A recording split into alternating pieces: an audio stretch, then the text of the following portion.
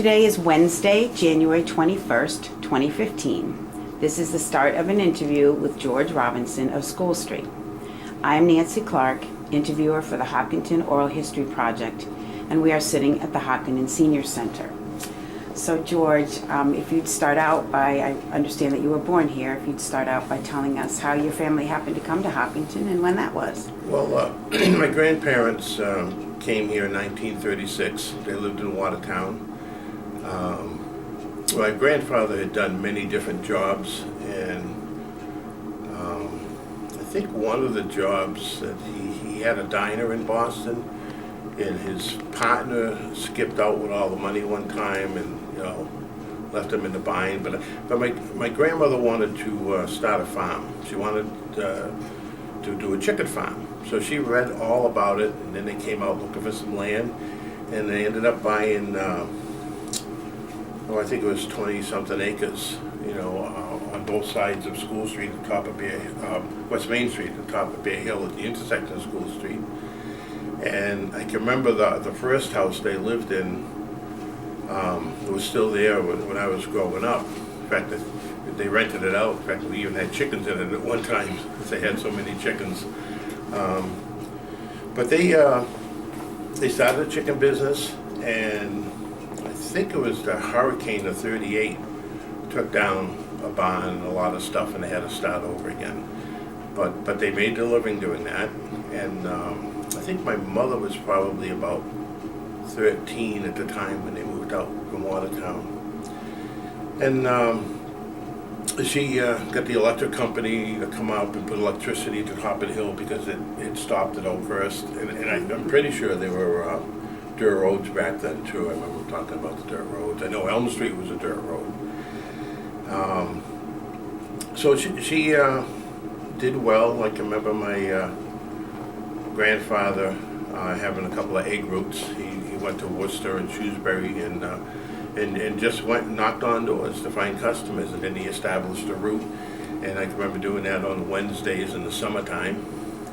That was a lot of fun. And then Saturdays he had an egg route in Milford.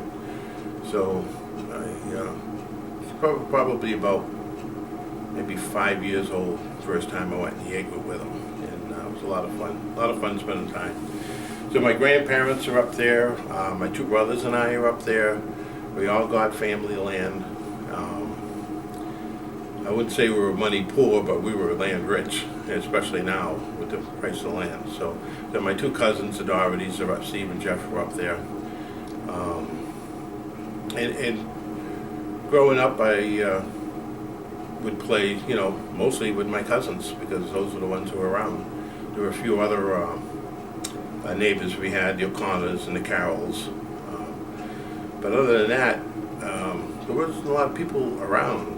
You look at School Street now and all the houses all the way down School Street. Well, I can remember when you would go from my grandmother's house in the corner. The next house would be Elm Street at DeCarlo's, and then over Cheney's house, and then that was it until you got to the Loves. There was maybe 4 houses on School Street. So I've seen a lot of changes that way. I can remember when you'd see more horses go down the street than you would cars. Especially, there was an old guy, he had a machine that would cut the grass on the side of the road, but it was horse-drawn. And he would stop just past the water tank around noontime every time he cut the grass, and have his lunch and feed the horse. And this was great because we got to go over and pat the horse and look at the horse, and always fascinated by horses.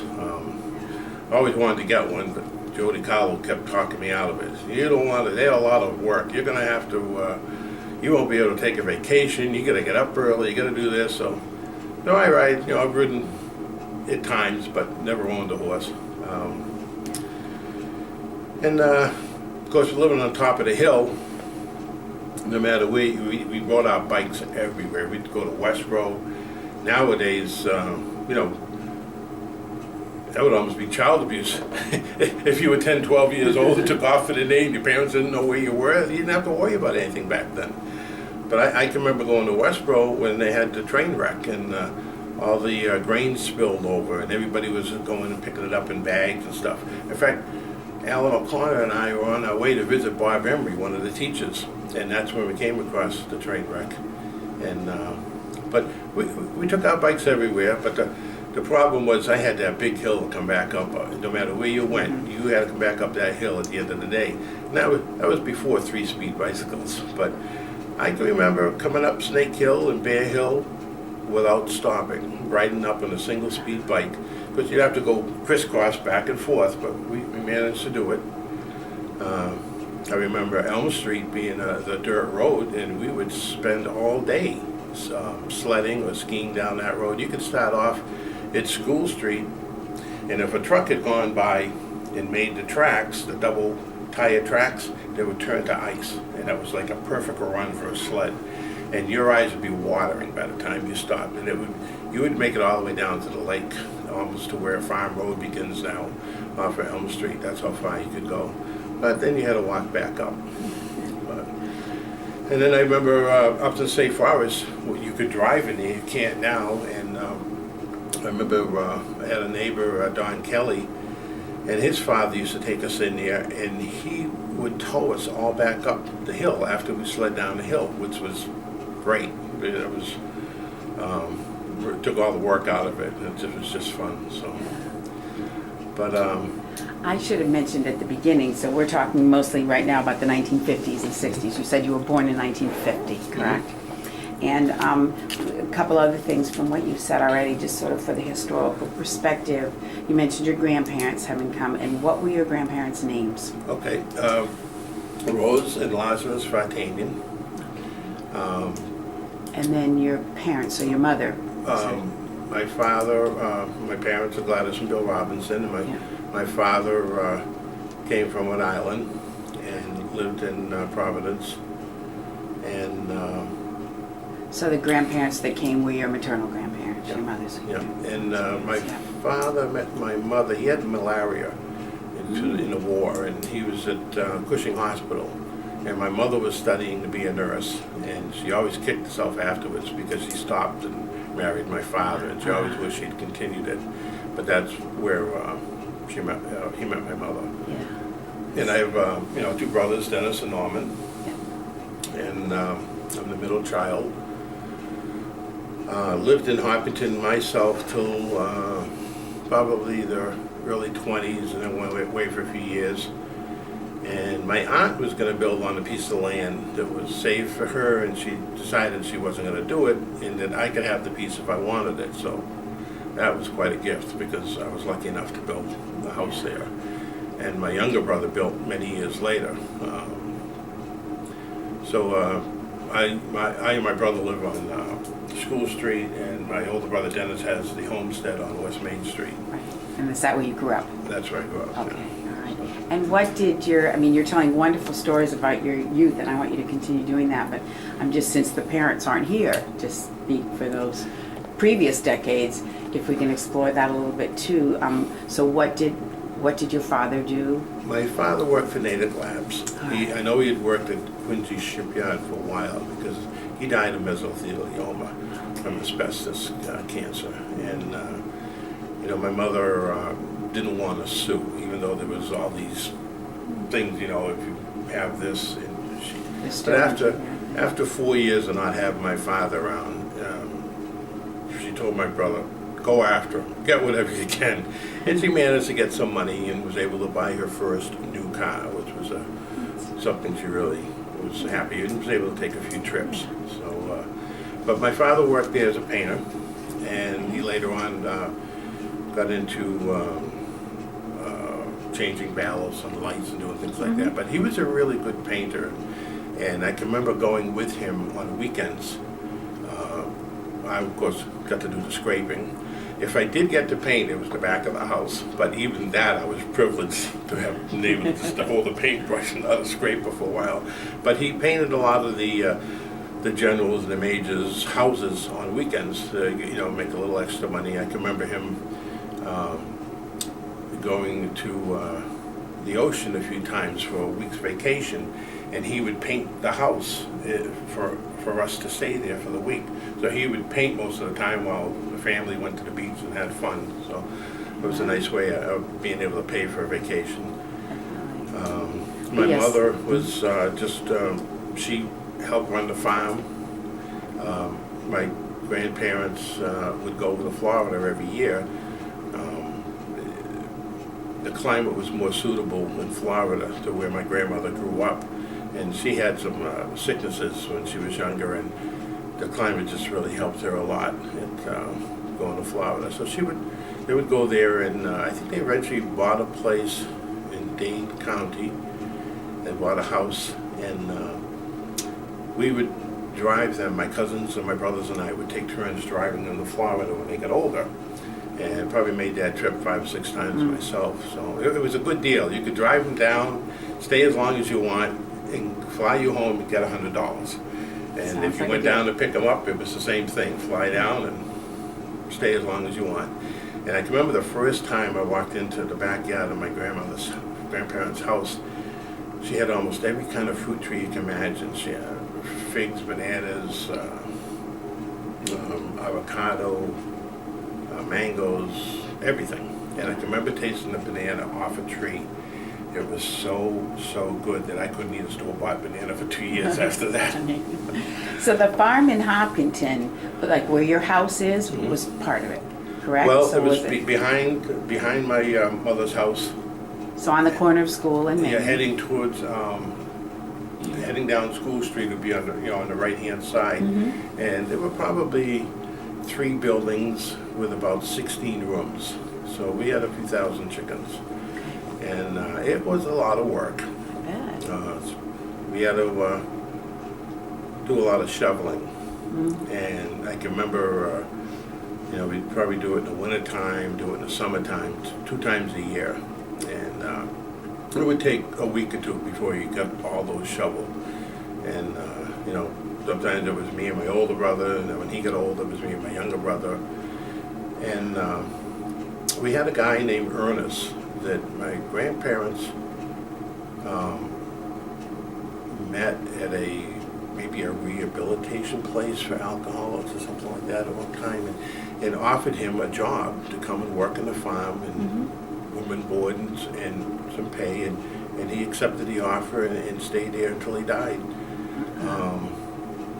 When he got older and couldn't work anymore, my mother thought maybe about a nursing home or something. I said, no, there's no way he's going anywhere. He's staying here until he can't stay anymore. Part of the family. Yeah, so he lost his voice box, probably 10 years before he died because of smoking. And I can remember being a little child playing cards or something with him, because my parents went to Florida.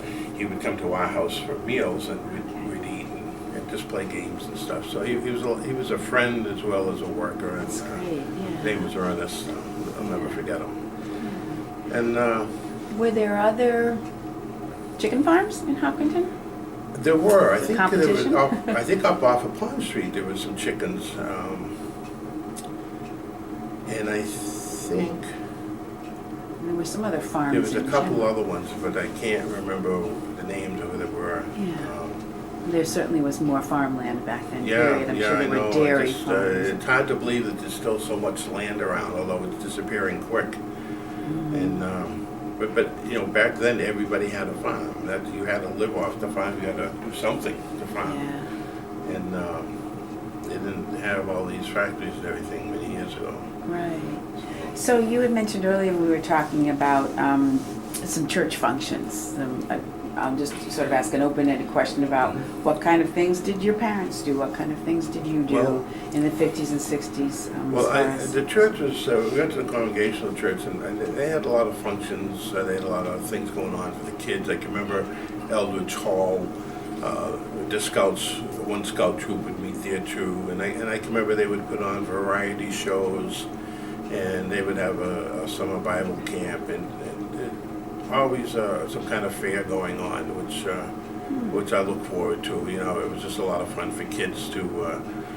I can remember they used to have these 10-cent grab bags, I'd keep going back till I got the grab bag that had the magnet in it because I wanted the magnet so bad. That's great.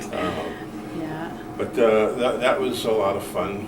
And then I What remember... other types of things did you do? I remember the old schoolhouse down at the end of Elm Street, down there where you live. School? And, at School and Pond? at School and Pond. Mm-hmm. And those are some of my really good childhood memories because there was a few people there that would just put on like a harvest fair or a Halloween party or a Christmas party, and you waited like a couple weeks in advance. As soon as you knew that was coming, it's like you waited every day for that because it was just so much fun. You got to meet everybody in the whole area, not just the kids in your neighborhood.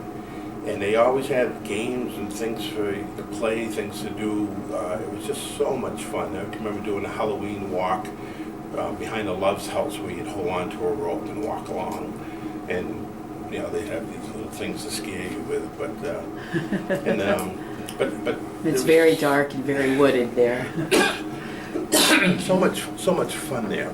Yeah, feel free to take some water too anytime. And one day, a few years back, I asked Bob Clark, I said, I'll never forget the good times I had there. I says, who were some of the people that put that on? And he says, well, my mother who's passed, and I think it was Mrs. Gillette, and Dot Love, who was still living. And I thought, I gotta write her a note. I just gotta have to thank her because I just have so many good memories. So I finally wrote her a note and delivered it, and then brought some flowers later on. And she was just really, really happy that I did that. And I can remember, people that have done things for me in my life that, passed on, and it's like, why didn't I go back and visit that person? Why didn't I go thank that person? So sometimes you need to go back and do it. And I'm glad I did because I think it was about a year later she passed away. Yeah. Very nice. But I can remember when my mother would do the A group on a Wednesday in the summertime, and we were real little.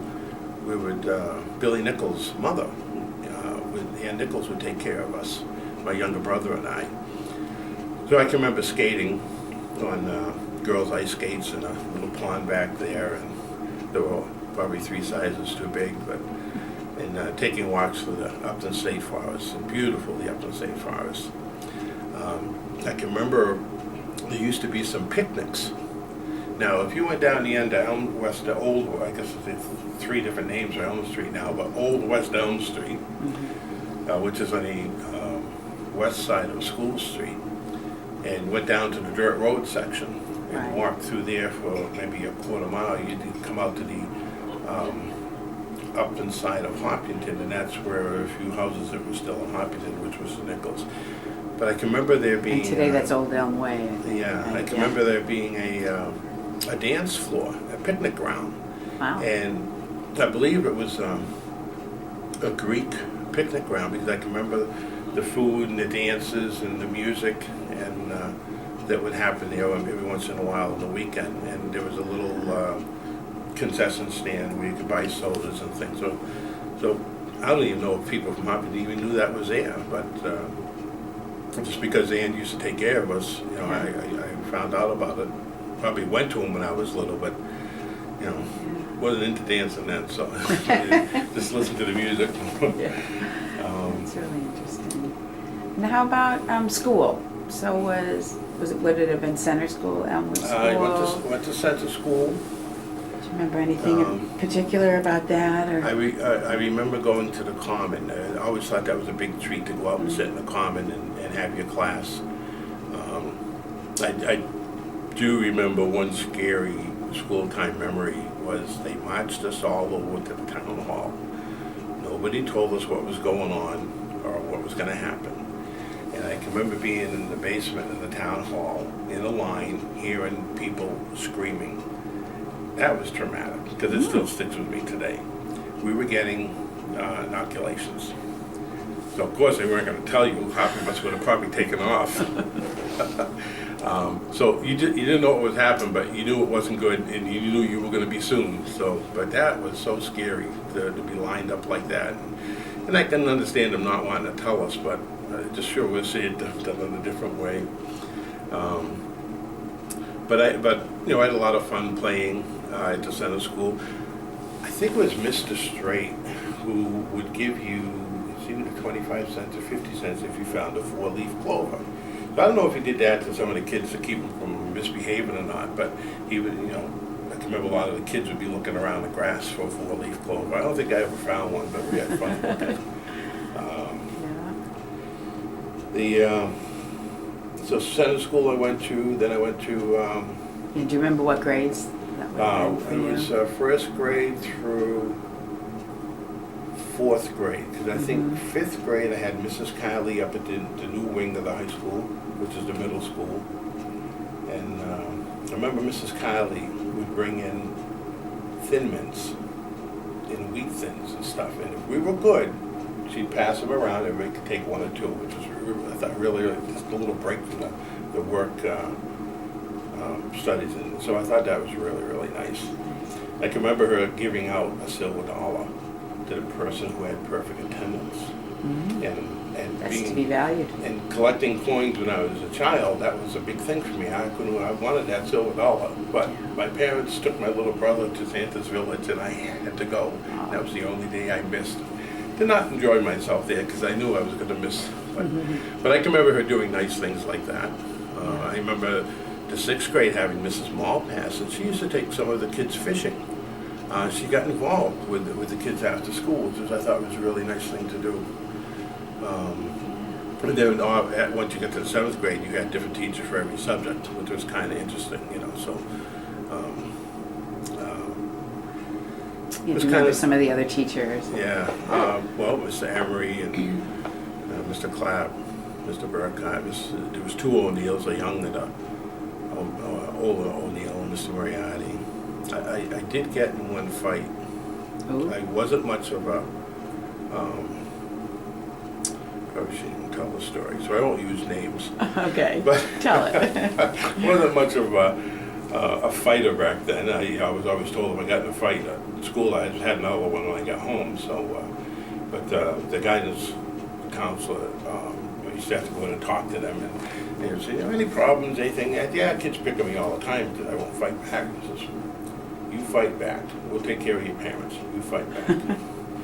So I remember this one guy we used to throw the ball up at recess, and this kid was kind of a bully. I won't mention his name. And so I caught the ball one day, and he came over, pushed me down the puddle, took the ball, and turned around. And I turned him around and gave him a nice shiner that stayed with him for a while, and nobody could believe I did that. But what I remember about it is the 2 teachers were standing, and I won't say who they were standing after we got into a circle and said, "Who do you think's going to win?" Robinson. No way, yeah. So I won. But the part I like about it best is the teachers were kind of happy that somebody took care of the bully. So after my class, the teacher I had at Robinson come with me. I said, "Okay, now we're really in trouble." So he took me out in the first bell, introduced me to all the teachers. It's the one that put the shiner on this particular person. So I got some hugs and some kisses. It would be a lawsuit or something like Today that. would be different. But I was told that I was to go to lunch with the teachers on the first bell for the next 2 weeks. So that was kind of a big, thing for me. Made me feel pretty good. So Definitely. But it wasn't all fights. It's had a couple here and there, but everybody has those. Times have changed, as you say. Yeah. I remember playing football, which is one. And was this now in high school or? High school football, Yeah. And, all in the same school? It sounds like you went up there in 5th grade and would have been there all the way through 12. Right through high school, yeah. So, yeah. I can remember, I don't know if it's when they built the high school or they built the addition to it. There was a big celebration, and it must have been when they, well, it could have been. They built the high school, it's my understanding, in the mid-50s, Okay, maybe 56. when they built that, they had a big celebration. I can remember it was a lot of games, a lot of fun up at the high school, and I can remember some planes going overhead and dropping little parachutes with goodie bags for the kids. Oh, wow. And that was just something exciting. I just happen to remember that. Definitely. Don't know if anybody else does, but. Yeah, definitely. So back to, you were talking about you played football in high school. Where, the school, people today would be amazed how small it was. I mean, it wasn't even the whole middle school today because we've added on to that twice more. And it had grades 5 through 12 in it.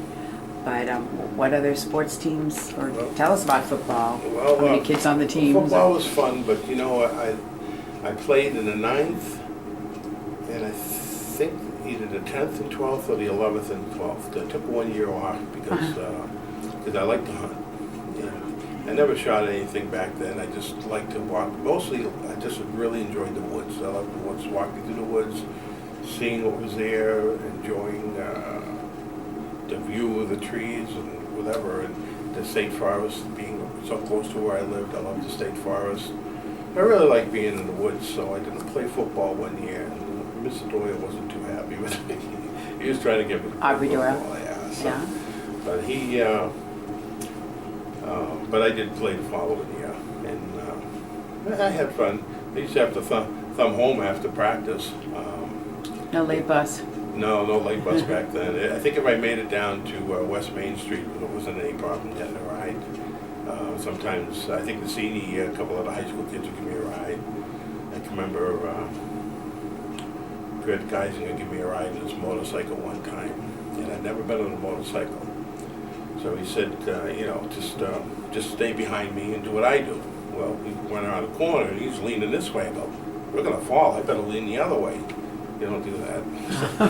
You couldn't. It's like a bicycle. You couldn't steer it, and we ended up in somebody's front lawn. But we didn't fall over and didn't get hurt. But what are you doing? He says, well, you were leaning so much that way. I forgot to lean. No, you have to lean with me. So that was funny. But I played did gymnastics too. Really enjoyed. Okay. In fact, a good friend from high school recently passed away, Michael Killian, and he was one of the ones I used to do gymnastics with. We'd do a two-man stunt together, which was a lot of fun. So, but the coaches were good. Mr. Emercino and Mr. Burke, remember them teaching gymnastics. And the principal, Mr. Carey, really liked Mr. Carey. He was a good guy. I broke up a fight one time, and he was just standing around the corner listening to the whole thing. So never intervened. So then when everything broke up, he just turned around the corner, looked at me, and winked at me. Well, we used to go to Kenny's station and get gum and candy in the morning. We'd sneak over there, and most of the time he'd be in the shop window and go and confiscate it all. So after that happened, and he'd catch me coming back with candy, he'd just go, keep going. He would stop me after that. Again, you did a good thing. So Kenny's, it was actually a gas right across from the middle school, and now I guess they just do repairs. Candy and gum, and I think that was well, let's see, we're having our 300th and 65, so I was 15 when we had 250, right? So, and I remember there was going to be a bicycle race, and I was looking forward to it. I think only one person in town had a 3-speed bike, but I knew I could beat him because a couple of people had 3-speed bikes. I'd beaten somebody with a 3-speed bike in a race before, and that's having those strong legs coming up that hill all the time. Snake Hill and Bear Hill. Yeah, so I really was looking forward to that race, and I pulled my bike out of the car and had a flat tire, and it wasn't until years later I thought, you dummy, why didn't you go over Kenny's and put some air in it, but I just was very depressed because I didn't get to ride the bike. Yeah. But I can remember the anniversary, all these events they had going on for the kids. Yeah, do you remember any other events? Not really. The bike was my big one. I'm sure they had other things. I remember, speaking of events, I remember Kids Day down at the Common too. Once a year they would have Kids Day, and they would have all kinds of contests I think I can remember doing a sack race, like a three-legged race, something like that. And Every year every they year have they would it, have I something. assume in the summer or Yeah. spring. But that was a lot of fun, a lot of That activities. sounds great, yeah. I can remember playing basketball or gym in that old building that's right near the Doughboy across the street now. I don't know if the Marathon owns the building now or not. So, yeah, we used to call it the PIA building. Okay, I'm we not used to have sure, I gym know what you're there. talking about, I can remember yeah. dances in the old town hall. Really? And for some reason, I just can't picture which room or how it was, but it's a lot different in town hall than it was back then. They built Right. offices and things, but I can remember going to dances there, so. Yeah, so back then they must have had a big auditorium or a Yeah, big well, I room. think it was, I don't know if they taught dancing, or you just had dances for high school kids and you had to go, or, Yeah, I wasn't a big dancer, but I remember going, so I must have pushed a little bit. yeah, that's great, that's great. And what else, when you talked about Kenny's and going to get candy there, made me think, so what was downtown like? Like, did you ever, I know School Street was a good hike, but did you ever go after school or anything to downtown, and what kind of things were there? Very rarely there? went downtown until I get into high school. So I always wished I had a closer connection with downtown because there were so many more people to play with. Most of my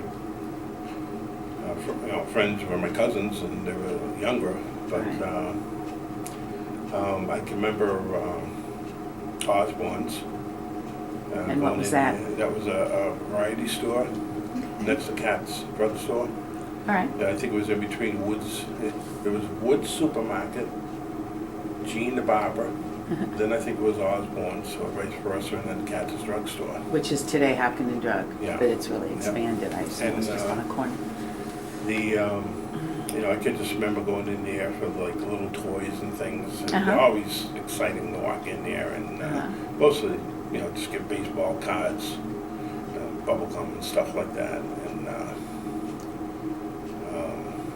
then there was another store halfway up the hill, right about where Bob Falcione's place is. That was a variety store too. Wow, And I remember they actually went out of business and they had a half-price sale. So I can remember buying a spud gun. You would take the gun, stick it into a potato and able to shoot it. But you can't get things like that now. You put somebody's eye out. So, but you got a good deal on it. yeah, it was half price. So that was kind of neat. Let's see. Wheeler's store was in Woodville, across from the post office, and they had a variety store too. And it was like the Pony Express. When we were kids, we would get the kid who's the fastest one on the bike. And at one point it was my older brother, and then it was me and whoever. But we would all give him a nickel, and that person, then we'd give him our money and our order. Yeah. And we would just wait impatiently for that person to ride as fast as he could, which was about 3 miles to get to the store going down Winter Street, School Street and Winter Street, and he would buy all the penny candy or whatever we ordered and bring it back to us. So that was because there weren't too many bicycles when we were younger. And I can remember one day, I won't mention his name, came back with 6 pair of sunglasses, which I don't believe he paid for. Oh dear. And we were like the Blues Brothers, walking around the neighborhood all with sunglasses on. I'm surprised nobody ever said, "Where did you get those?" And right, we never got in trouble for that one. But that was a lot of fun. I can remember my first bicycle came from a legend, Cheney. Cheney had this bike in his front yard. It was a girl's bike. It had rims, but no rubber tires on them. And I says, "What are you going to do with the bike?" He goes, "You want it?" I said, "Yeah, it's okay, you can have it. Just bring me a turtle sometime," because he used to make turtle soup. Took me 30 years to bring that turtle back. So I got the bike and rode that around on the rims, for weeks.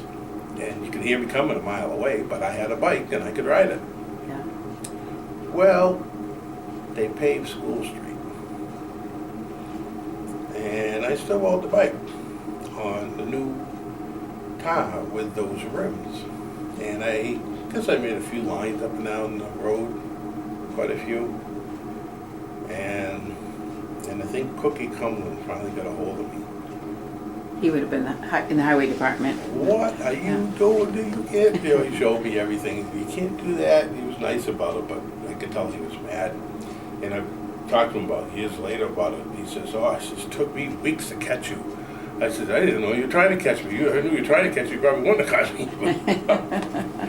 But yeah, I really messed up, and I'm surprised you didn't get a bill for that, having to repave it. But, Wow.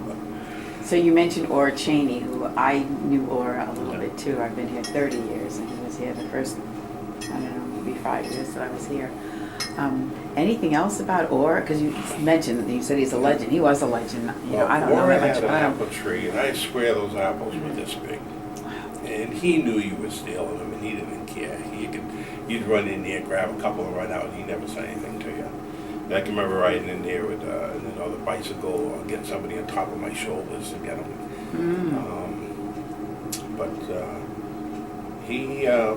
I haven't seen his museum yet. I know there's a few trustees, like Bob Clark's one of them, for some of the stuff that they kept.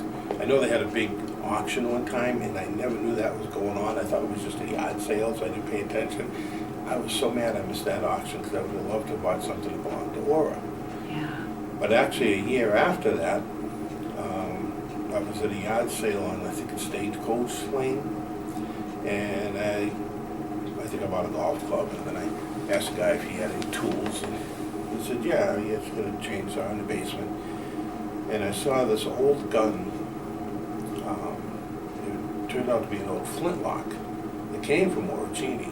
Really? And they had a beautiful carving of a man with a dog.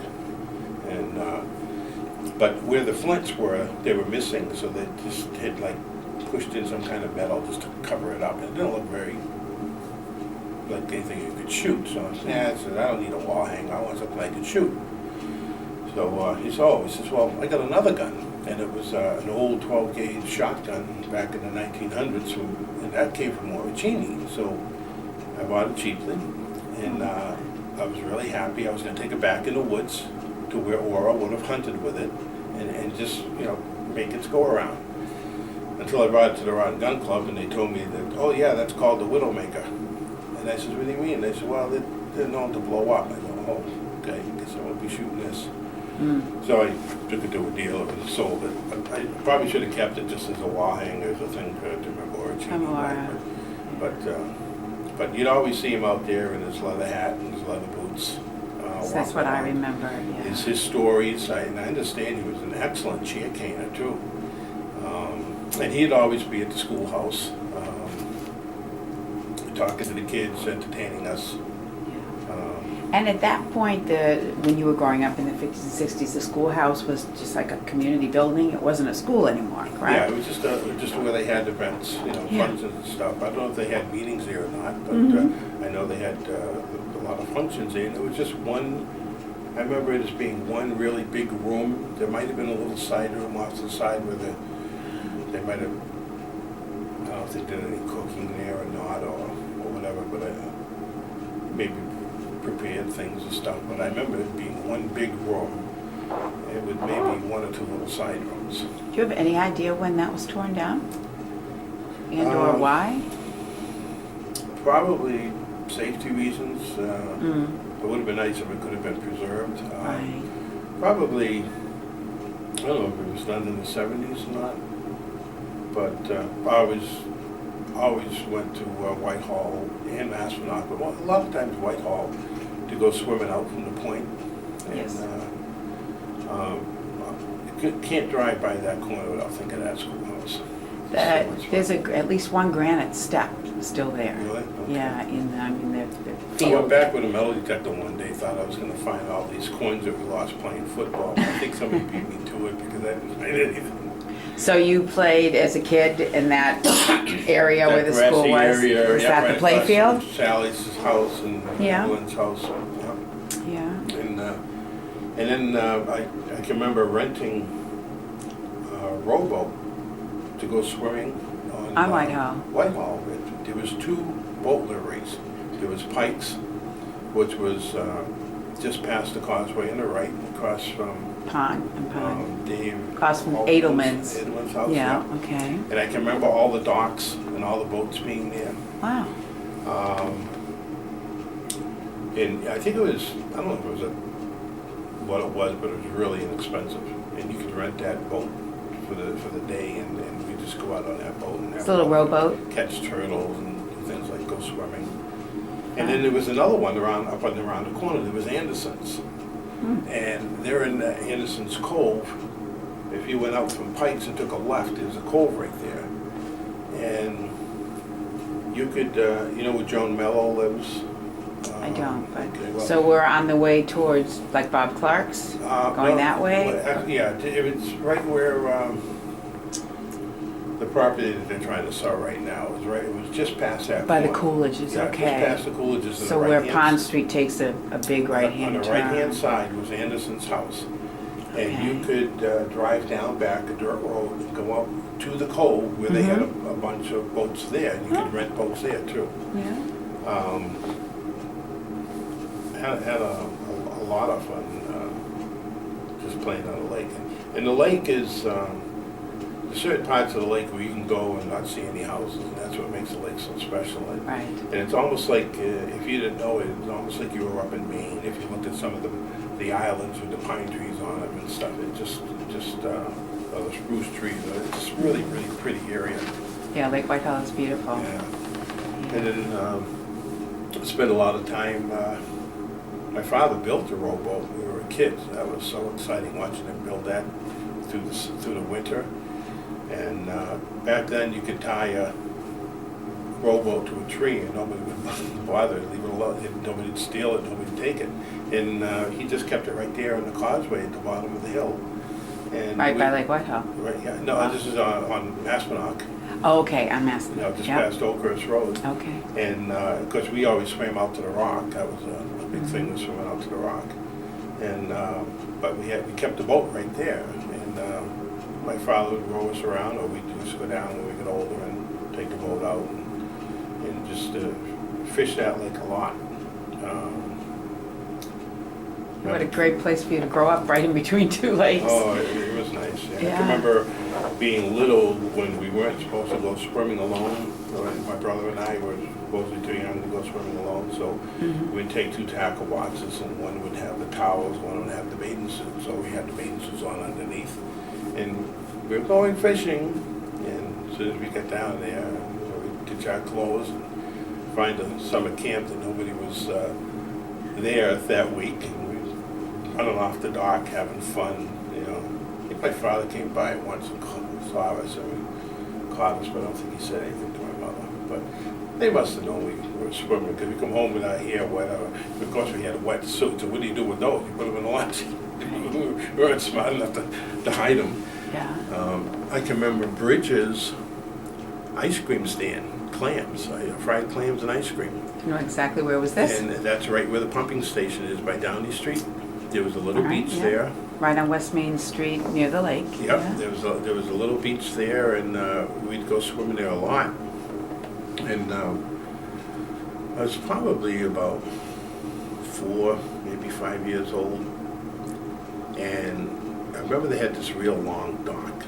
Yeah, the big kids got to run off the end of the dock. I don't know if they told me why I couldn't go, but I knew I couldn't go off the end of the dock. I had to go off where the little kids went. One day my brother went to get an ice cream, so he went around the corner to get the ice cream. My mother's talking to somebody. And I went right flying off the end of that dock, sunk down in the water and went, okay, this is why I wasn't supposed to do this. It's over my head. I can't believe I was calm enough to think about what to do. But I crouched down, pushed off, just got my head up to go help. The third time I came up, my brother took the ice creams. They went flying. Came Wow, down. you're lucky. Very lucky. So, Yeah. I'm trying to think what we've told so many great stories. Have you talked a lot about sort of town celebrations and the events they had for kids? Do you remember anything special about Marathon Day? How it was different back then? Actually, my brother was an excellent brother, Dennis, and he ran and finished the marathon a few times. But the first time he made it to Natick Labs, where my father worked. Right. So one year I started, I think I was running probably 5 miles a day after school, and I decided I was going to run the marathon. Yeah. So I was probably 17 or 18. And of course I got pushed out by the officials a few times and just got back in. It was the first year women ran too. I think there was 1 or 2 women that ran. And they kept getting, remember them, they kept getting pushed out. But they were bandits at that point, They came back in again. So I ran, we ran without numbers. And I ran to probably Ashland. And back then we had I didn't know anything about running marathons, and then we had the old gym shorts with the big seam on the inside of your thighs. Ouch. Ooh, yes. It scraped and really hurt a lot. So, but I had to make it to Natick. So I did. I finally made it to Natick, and that was it. And I wasn't tired. I probably could have kept. That was back when I was in really good shape, not this shape.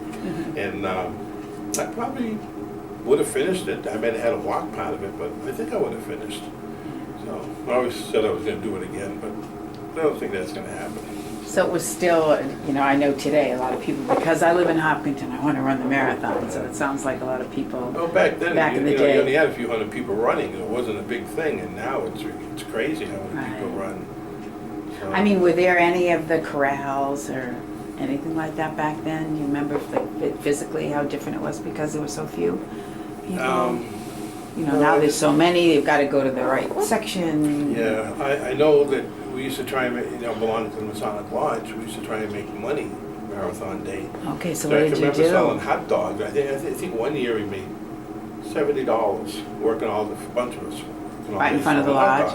I think one year we sold hot dogs and it rained, so we went down and bought a bunch of trash bags as people were poking holes in them, and so we went down and bought all these trash bags and sold them as rain bags and made more money selling those for 50 cents a piece than we did selling hot dogs.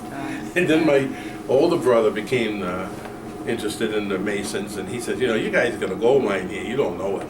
So the next year he took it over, and he got a car dealer to come in, and we made like $2,000 or $3,000 just by letting some car dealer come in and display a few cars in the front.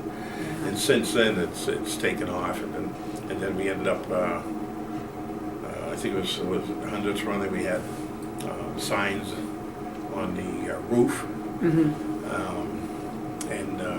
made money doing that, and with the cars again too. So it helps us because the Masons do a lot of charities, and one of the charities is the Masonic Angel Fund, which helps a student in school. If the need has to come from a teacher or a guidance counselor, and it's all right now. It's coordinated through the head guidance counselor, and she'll give me a call and say, we need this or we need that. And what the Angel Fund does is, it could be glasses, it could be problem with teeth or something like that, or a ski trip or something where somebody would be left home if they couldn't afford a trip to Washington. Nature's Classroom is one of the things we do. Even a yearbook, because somebody can't afford a yearbook. So if we tell them, go through your normal channels. If you can't get funding for it, come to us. We do not say no. We may not always give the full amount because some of the things can be expensive, but we'll always give a fair amount to whatever they need. And that works out pretty good because I have a few days off during the week. I get to deliver the check, so it's a good feeling. Must be rewarding. And that's interesting for some people who may be watching this who aren't familiar with the Masons. The lodge is right next to Bill's and the Korean Church. Correct, in between the Korean Church and Bill's Pizza. And do you know how long it's been here? And I've always been curious who it was named after, because it says it's the John Warren Lodge. John Warren was a famous person back in the 1800s. He was a brother of Joseph Warren, and he, I think he may have been a doctor.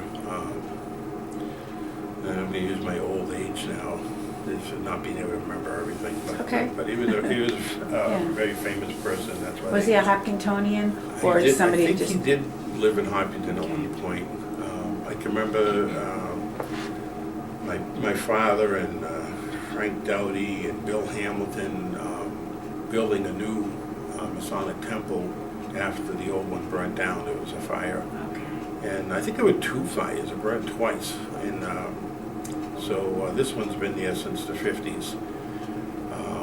I can remember they used to have auctions out back to raise money. And I can remember being a runner for the auction, going with Bill Hamilton. Sometimes he would be the auctioneer. And so I'd go and help him pick up stuff and throughout the year and store it in a barn somewhere, and then the day of the auction everything would come out. And I can remember I bought a beautiful stand-up old radio, wooden radio, and it was probably worth about $50 at the time, but nobody bid against me because I bid $5 on it, and nobody bid against me, probably because I was the runner and there's a little kid, which I thought was kind of nice of everybody to do, to hold back on that. Yeah, that's Let nice. me have it. So. That's nice. Well, this has been great. I think I probably kept you here long enough. Is there anything else that you wanted to say, or would you like to make any kind of comments on old Hopkinton versus new Hopkinton, how it's changed? Well, I will get into the new Hopkinton in a minute, but I do want to mention another place we used to play was at the old Goldstown. And where's that? On Whitehall by Bear Hill Cemetery. Yes. And that's how we used to go in. Used to park out front of the cemetery, walk in by the cemetery. And I can remember a headstone, which has long since disappeared. Probably somebody stole it, but it was back in the 1600s or the 1800s. It said that 2 soldiers killed by Indians. And that was a little tiny plaque at the back of the cemetery. And it's kind of interesting to see the old names and dates on the cemetery there. And you called it Ghost Town? Well, we called it Ghost Town because it was like it was an old abandoned town. It was, I don't know if it was a retreat or something at one time, but I can remember there was one big building, we used to call it the hotel. And I can remember lifting up linoleum one time and finding these newspapers that used for insulation under linoleum from the 1800s. Wow. Of course, my mother threw all that stuff out. She didn't like anything old, but I wish I still had some of those newspapers. So there was that building with all the rooms in it. There was another building, a water tower that was up on a wooden structure that was just rounded up off the ground that they kept water in. And there was a couple of wells, I think, too. You had to be careful not to fall in one of those. And then there was another building, we used to call it the saloon, that had a couple old rooms in it. And I can remember there being a well there that we used to just play around. And I always wondered what was at the bottom of some of those wells. No, I was thinking like maybe old antiques or toys. I like collect antiques, things like that. I wish I'd gone up there, and it was still they burnt it down because it was a fire hazard. So I wish they had gone and I wish they hadn't burnt it down because I wish I'd gone back there with a metal detector before they put their development and see if I could see what you found there. Yeah, because that's where they put in Jamie Lane and Stewart Street, and that was old pine land, right? The pine, sand, and gravel, right by that old cemetery in Pond Street.